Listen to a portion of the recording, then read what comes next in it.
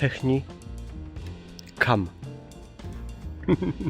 Ten żarcik na początku nie zmienia faktu, że mam dla was bardzo, bardzo tragiczną i smutną wiadomość. Józef Gazda nie żyje. Zginął tragicznie. Cześć jego pamięci. Zanim o tym opowiem, musimy kawałek przejechać. Mianowicie do Gliwic. Apartament Grota Solna. Nie mogę przejść obojętnie. Jo to dupca, co sam jest luz.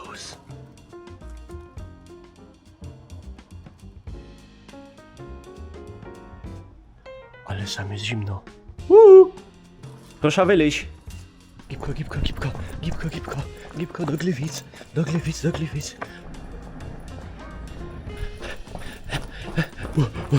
Do Gliwic, do Gliwic, do Gliwic.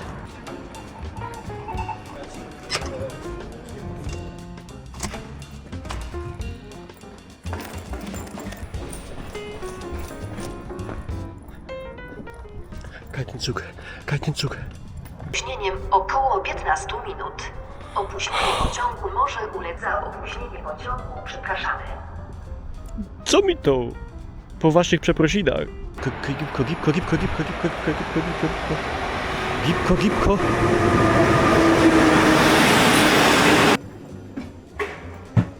Ten pociąg idzie do Wrocławia? Tak jest. Chyba.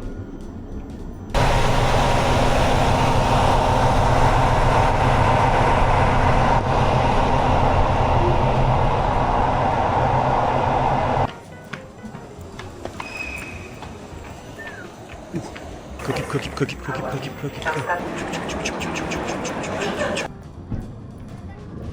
Pierzyna. Nie ma czasu. Moi drodzy, Plac Piastów w Gliwicach. Jakbyśmy się cofnęli, niedużo, 123 lata i mieli rok 1903, to byłby to Germania Plac. W 1903 roku właśnie to tu rozegrały się dantejskie sceny. Posłuchajcie. Ofiarą swego zawodu padł kominiarz Józef Gazda.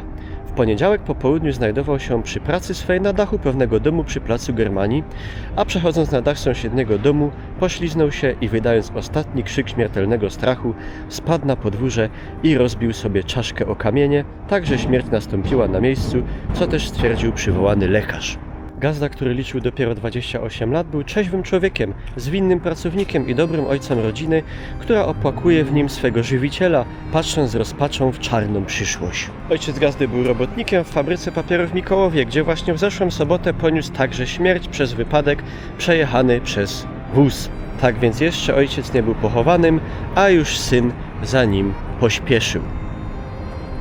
Podali w katoliku w Gliwicach Jahrgang 1903. Minuta ciszy dla Józefa i taty jego. Całkowicie niewykluczone, że ślecią z dachu, nie wiem, z tego, albo tam. Czy przybiegłem na pociąg, żeby przyjechać z Bytomia do Gliwic, żeby stanąć tu na 3 minuty i wam o tym opowiedzieć? No tak. Niech ta historia będzie do nas przestrogą. Stawcie łapkę w górę. Dziękuję i do widzenia. Pa, pa.